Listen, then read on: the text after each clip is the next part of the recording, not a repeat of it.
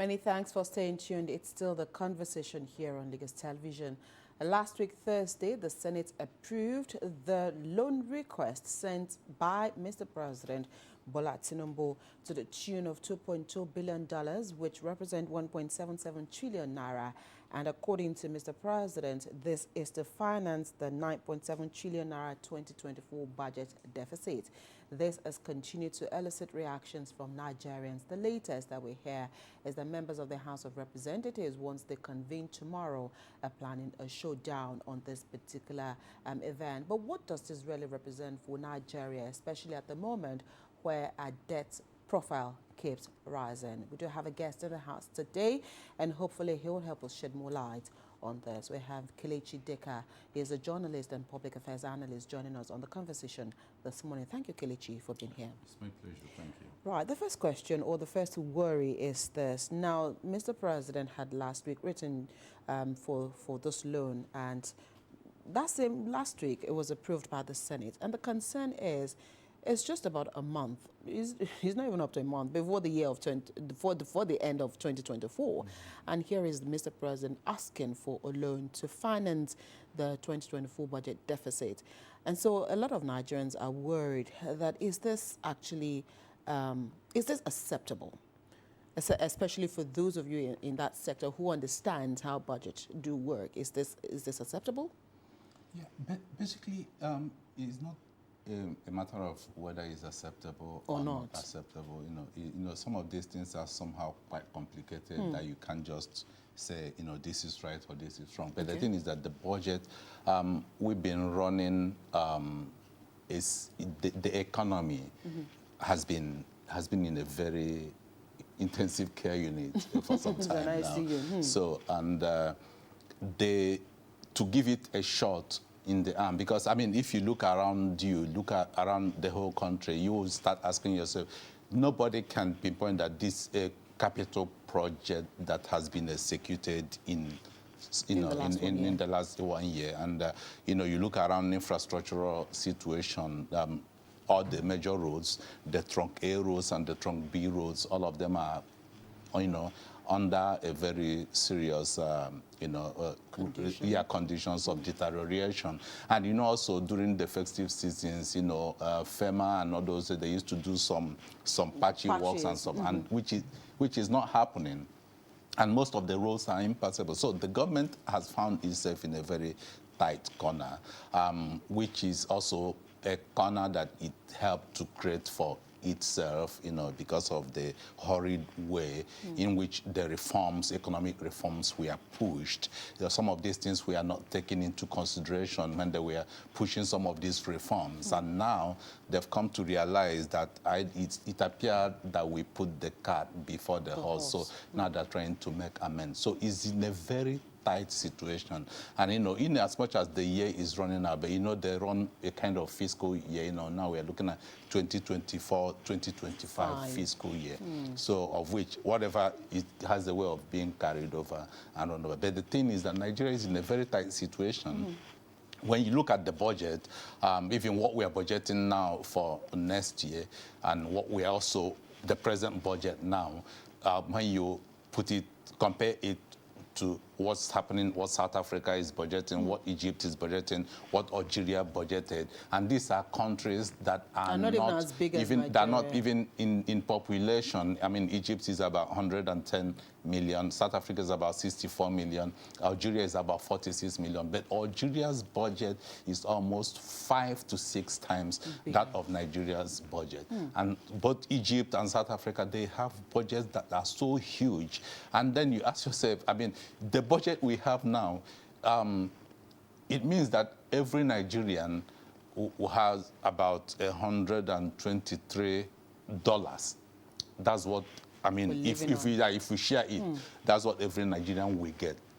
But the debt situation is that every Nigerian is inheriting about 660,000 naira from the debt. So if we say now, if we want to pay off our debts, each and every one of us in this studio brings your own 660,000 naira, then we put it together. So which is very high.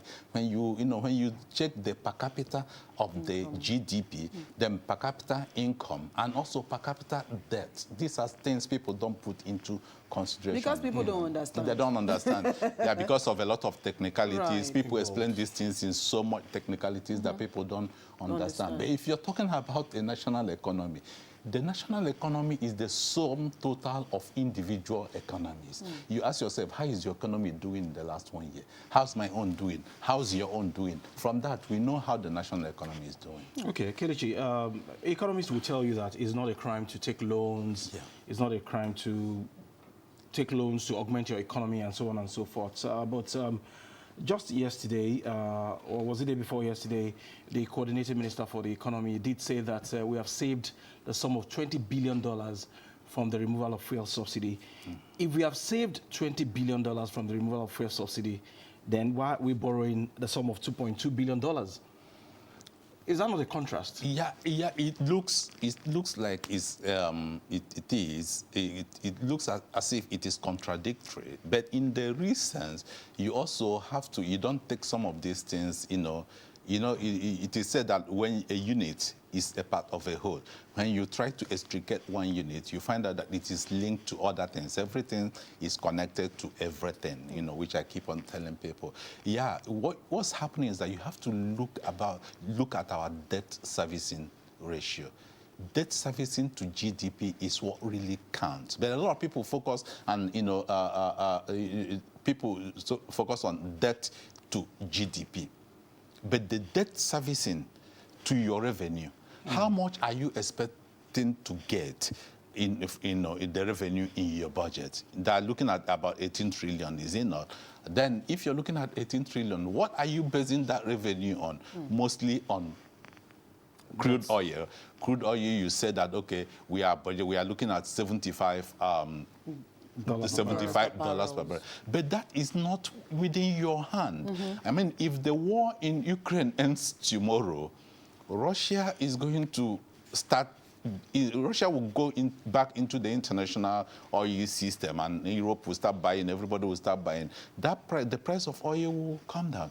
But if the war did not end, and the problem between Israel and Iran escalates beyond where it is, then the price of oil can go up. So some of these things is like you're making plans based on things that are not within your own control. Yeah, you're praying that, okay, let this thing happen, let this thing happen. It's a big if. If this happen, if this happen. Yes, the government said that our debt services has dropped by 67%. It used to be over 100%. There was a time it was about 101%, which means that everything we are getting from revenue, we are using it for debt servicing. It's like you are in a family that borrowed money. Then when you put the income of the mother and the income of the father, is not even enough for what they're using to service the debt they borrowed. So it means that what would that family live on? So Nigeria is a family. So that's where the situation is.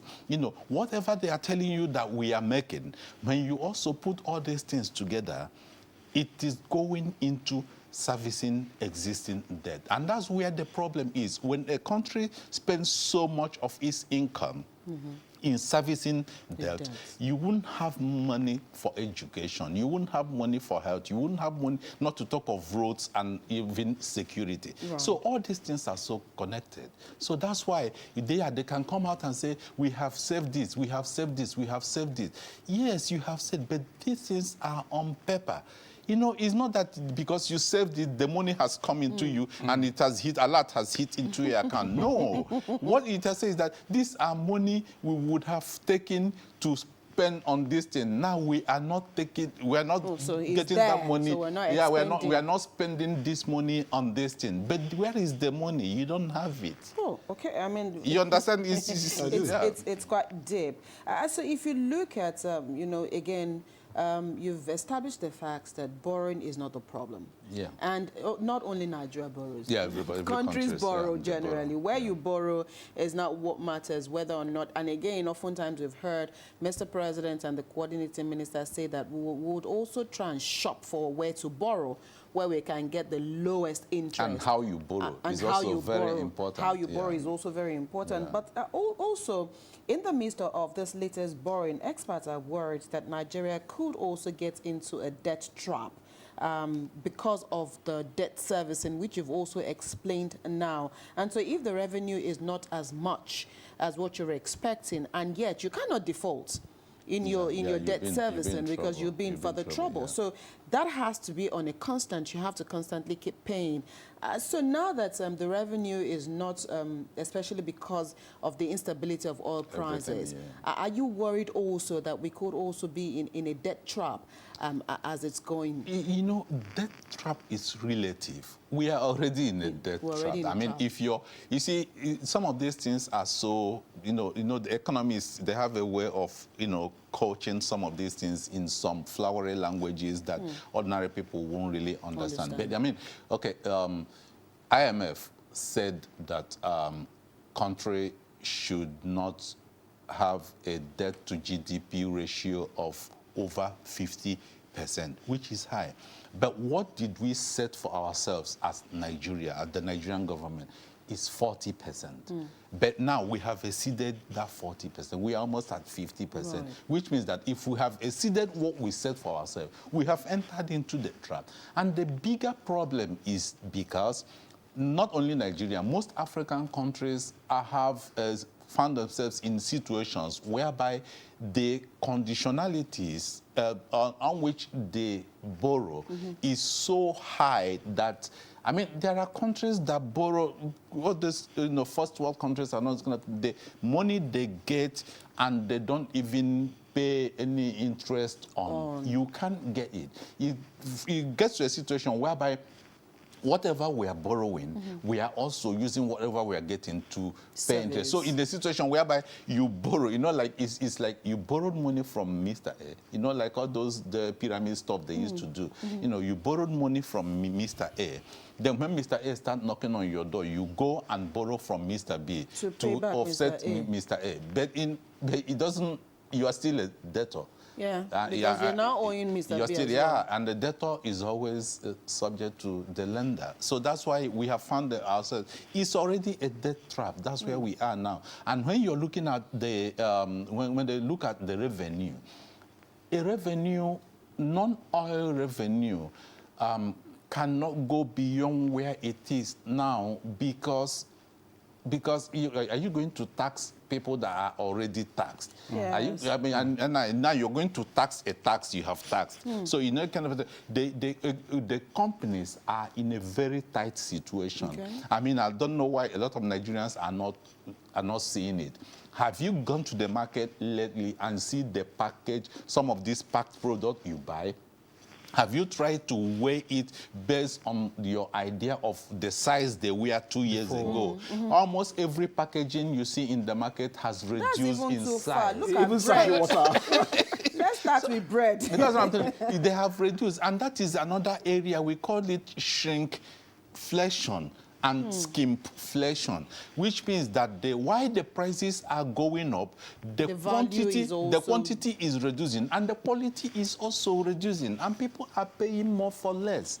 So everybody is in this kind of trap. It's tight. And because the companies also are trying to put their head above water, the only other option they have is to shut down. But they cannot shut down. If they shut down, they're pushing people, more and more people, into the unemployment market.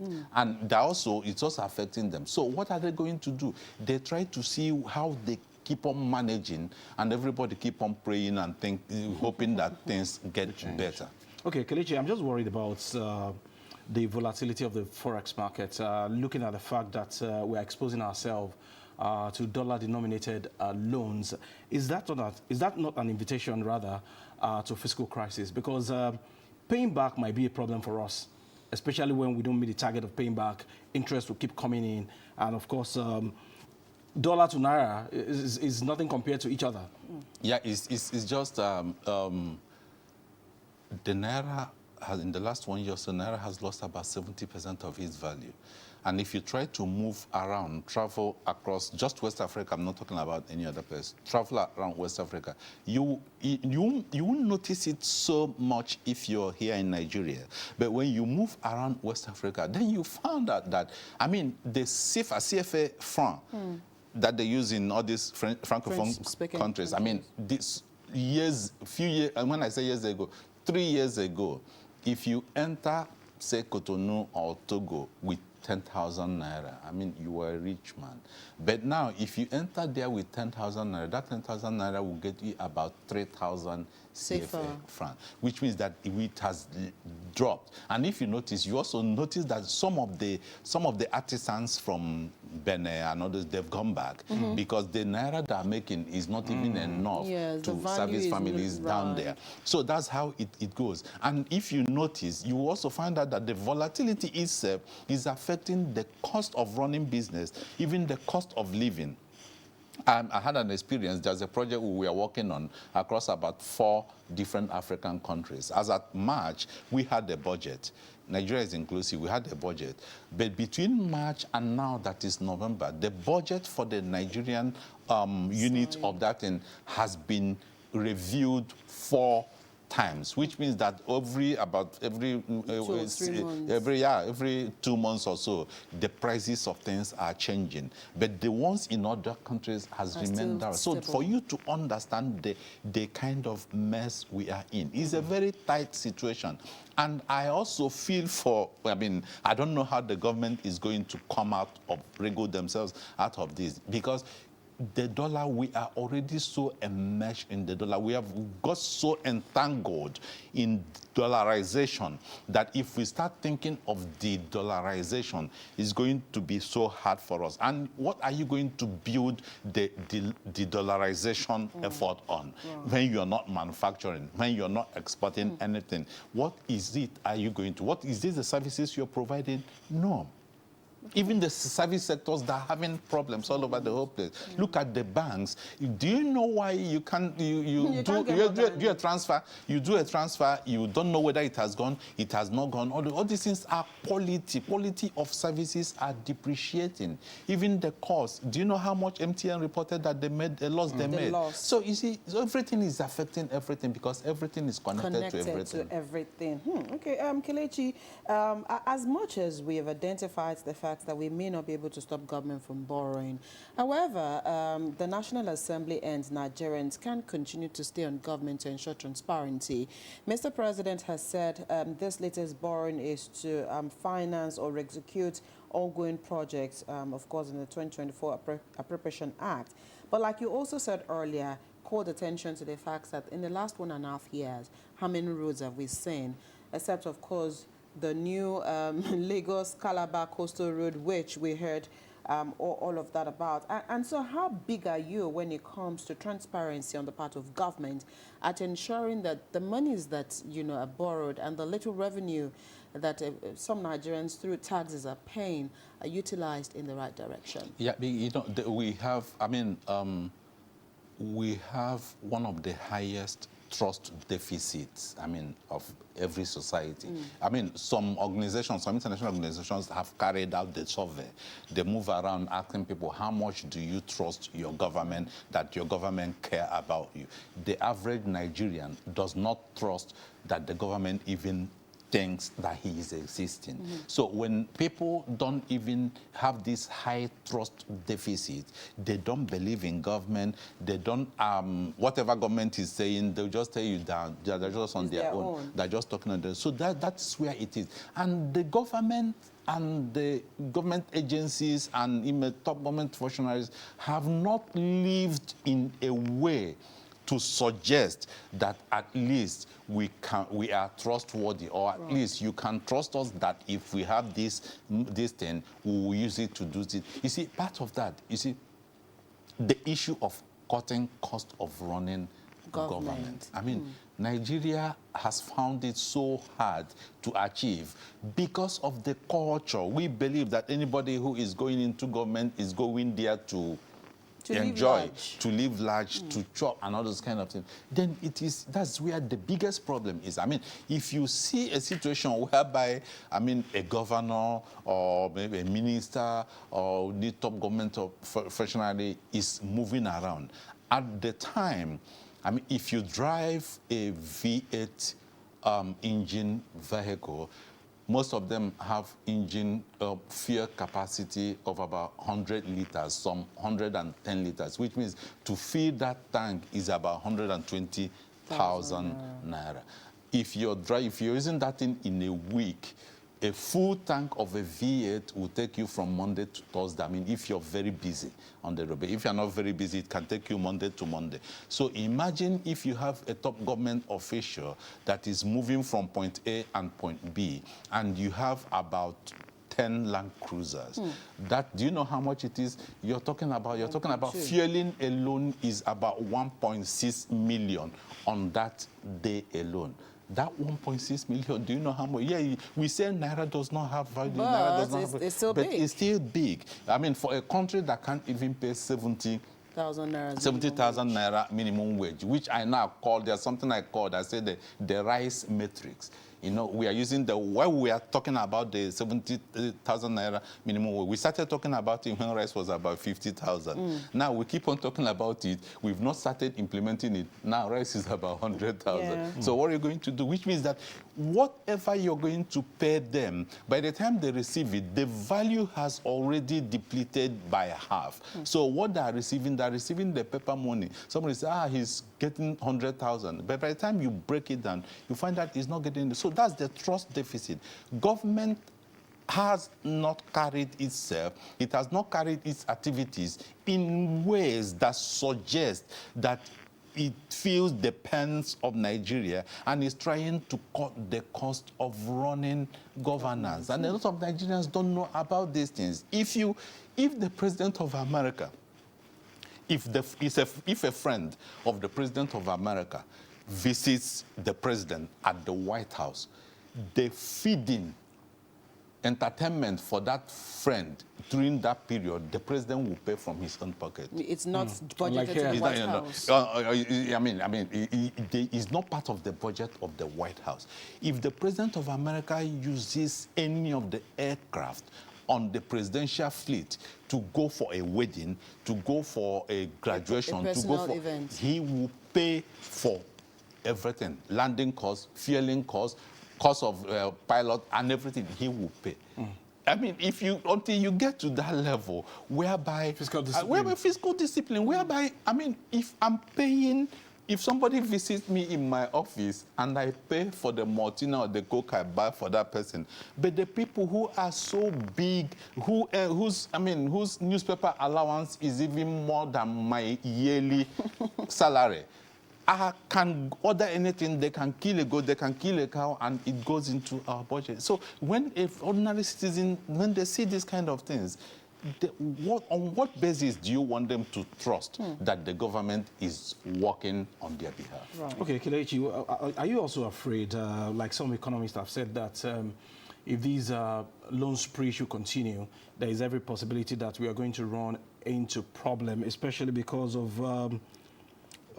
the fact that we are going to raise this particular loan of $2.2 billion through Eurobonds and other external borrowing instruments? Economists have expressed their fears that there is a danger ahead for this country. Yeah, the more you keep on borrowing, the more your debt to GDP ratio is rising. That's also the more your debt servicing will also be increasing. And more people, I mean, okay, let me give you an example. If you have a friend in your circle that everybody knows that he's always borrowing, you find out that from time, maybe he will call and people will just give him 100K. Then later, before you know it, he will call again. You find out that the person who gave him 100K 2 months ago will not give him anything more than 100K. The amount of money he will give him will keep on decreasing. And before you know it, the person starts losing, people start doubting. And if people are doubting you in the financial sector, if people are not so comfortable of your ability to pay, it means that they will also make the debt conditions a little more higher, so that they will be able, to afford so that they will be able to ensure whatever outcome, the safety of whatever they're giving you. So the more we keep on doing this, the more we get indebted, the more our debt servicing ratio will keep on going up, and the more we will not have enough money to do what government should do. What government should do is providing security. What government should do education, infrastructure development, health, and other social services. So if you don't have money to do what government should do, then you are also losing your credibility as a government. I think what you just said now is even being confirmed by the International Development Association, a member of the World Bank group, which says that Nigeria is now the third largest debtor to the IDA after Bangladesh and Pakistan. Kelechi, is it also possible for organizations who borrow or finance institutions that borrow Nigeria and others, do they monitor what those loans are used for? Because if you're borrowing, you're actually stating what you intend to borrow, what you intend to spend your borrowings on. And so is it part of their responsibility to ensure that once they release those funds to you, or once you have those funds, you're actually pruning it into what you have actually said you're borrowing for? Do they do that? And if they don't, how do we then ensure that government that is borrowing is staying true to the purpose for which it is borrowing? Yeah, you know, this issue came up when Obasanjo was able to help us to, you know, we had that thing on our neck, that Paris debt, Paris Club stuff. Yeah, a lot of them went to their what we call vulture funds. These are people, when they look at you, they don't care. They are giving you to borrow so that they will make money from your misery. You know, there are international organizations that are vultures, vulture funds. They look at you, they look at your situation is so bad, but they want to make money out of your misery. You know, it's like all these people, when somebody loses someone, the person is mourning, but they will come and tell him, now you don't have money, why not sell that land? And they will go and bring the person who will buy that land. And the person they will bring to buy that land, they will also make sure that they will price that land below its level, its value. So they price you down. They know it is holding you. They know you have nowhere to run to, but they want to make money out of you. So they will make you. They are all over the world. Vulture fund people. What they know, they go out, they don't, oh, you are borrowing because you have no other way to go. So they borrow you, and they also make sure that the terms and conditions are so stringent. But when it comes to organizations like IMF and the World Bank, if you go there, there's what we call conditionalities and concessions. Then they will say, okay, this money is going to this money is going to this. From time to time, they do review to know if that money is actually going to this and going to this and going to. But sometimes it is not all that strong. But what they do is, there are a lot of NGOs that also run around IMF and World Bank, and those NGOs monitor what you're doing. So next time you're coming in, they bring up a lot of accusations that this person came to borrow money for the education, but they didn't put it into education. Maybe they used it to marry a second wife, or they use it to do. So they put up all those things. So when they put up all those things, it becomes harder for you to borrow from some of these organizations. But for the vulture funds, all these groups, some of them are shadow groups that nobody really know them. They are fronting for other people. They're fronting for other people. They make money out of your misery, and they make money out of a country's misery, and they keep on making the country until the country defaults, and they come and claim one or two things. So they would actually want to do you agree with the coordinating minister of the economy that the ability of the Tinubu's administration to access international loans is an acceptance of the economic reform that is taking place in the country? Well, that's because those who are also controlling access to all those things, those are some of the conditions they gave. But the thing is, like, you know, there's an adage in Igbo that said that if a man who has been having a protracted sickness, who has been sick, you recovers, then after recovering, your mother-in-law dies, the Igbo people say that you are still on your sick bed. You're still on your sick bed. I mean, you recover from a sickness and they come and tell you that your mother-in-law has died. You're still bedridden. You get that kind of thing. So those are some of the challenges. So when they say, I mean, will you be saving money when your children are hungry? What are you going to do with the savings? You see, so some of these reforms, yes, these people say, you're doing well with this reform, you're doing well. IMF and World Bank, they'll be hailing that you're doing well. But you saw the last report from the Nigerian National Bureau of Statistics. They said that about two-thirds of Nigerian families are struggling to put food on the table. That's what it should tell you a lot. Now, we're having a food inflation that is the highest in 28 years. Food inflation, not normal inflation. And we're not talking about other services. Food inflation. So when you are in a country whereby people are spending over 60% of their income on food alone, it is a crisis. It is a crisis. Yes, those people will be able to, yes, IMF, because they are the ones that say, these are what you should do, this is what you should do, or this are what you should do. So when you come back to them, yes, they say you're doing the right thing, and they will keep on telling us that, yes, these things now we are suffering, we are going to enjoy in future. But you have to be alive to see the future.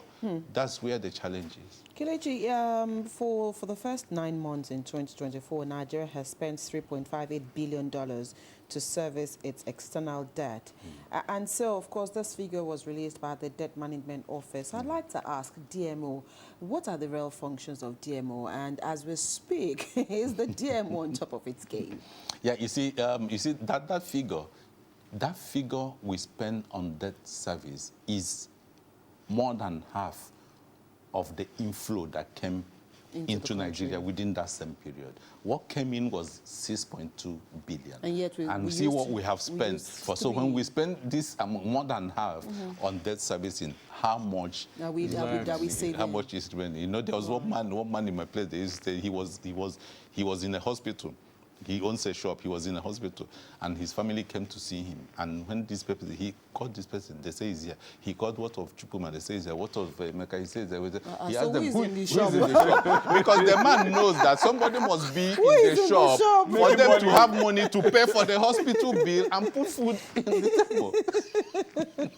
Okay, so the DMO. I mean, DMO is the role of an advisor. Yeah, partly. There was a time. We used to have Ministry of Planning and a budget. Then there was a time then they coalesced everything and put it into Ministry of Finance. But they found out that Ministry of Finance is getting so large and so worldly. So so they have to get some experts who understands issues of international debt and debt management and all those kind of things too. And also for you to have an office that is for debt management, it means that you have created, that kind of thing. You have also created an institution that makes sure you continue to be a debt. To borrow. So you know how this kind of thing is. So. Okay. So are you hopeful that with some of the reform of this government, there is every possibility that Nigeria will become a manufacturing company, and of course borrow less? And the tax reform bill before the National Assembly, does that give you hope that we are going to generate more money? You see, first and foremost, we have to put first things first. One, for you to start manufacturing, you have to also look at some of the present challenges. High energy cost. High energy cost impacts negatively on the manufacturing sector. I mean, we have increment in the cost of energy, electricity, increment in the cost of diesel, increment in the cost of petrol. So all these things, when you put it together, go and if you have any friend, I mean, you people in this organization, check how much it costs you to run diesel in a day. You get it. So that's how some of these organizations are also passing through some of these problems. So they are putting so much of their earnings into overhead costs. When you're putting so much of your earning into overhead costs, how and where are you going to get money to put into other areas like expansion, research and development, and all this kind of thing, to be in a position to manufacture what can be exported, or also manufacture what can be sold in Nigeria? And are you manufacturing what can be sold in Nigeria when the people who are supposed to be the market, the poverty is pushing them and their income is shrinking by the day? So, I mean, if you go to every company now, no company is even producing at up to 60% of their capacity. And when companies are not producing at 60% of their capacity, it means that companies are not even employing, because the people they have, they've laid them off because they are not doing as much as they are supposed to do. If companies are not employing, unemployment is going high. And if companies are not employing, then productivity is getting low. If productivity is getting low, manufacturing sector is also suffering. If manufacturing sector is suffering, then where are they going to get the money for taxes? Which means that it's affecting the taxation. So everything is connected to everything, and that's area government is not seeing. But first and foremost, people should be alive before they start hoping. And how do you do it? The thing government must do as a necessity is to cut down the rising cost of food. Cut down. If you don't cut it down, it is now getting into a security crisis. There was a security crisis. When people are hungry, you can't control them. You can't. They can do anything. It becomes to survive. And when you have a large number of your citizenship being pushed into this hunger mode, you are in trouble because it's a crisis. It's a crisis. It's a crisis. It's a crisis. Right, Kelechi, before we allow you to go this morning, your final words. How does government ensure that it maintains long-term fiscal stability? For government to, there was a time they were saying something, they came up with a lot of law and said that, okay, first and foremost, every budget, we do a budget in January and finish it in December. We don't have to be carrying over. But over time, they found out, some of these things, you see, they used to say that a poor man does not make plans.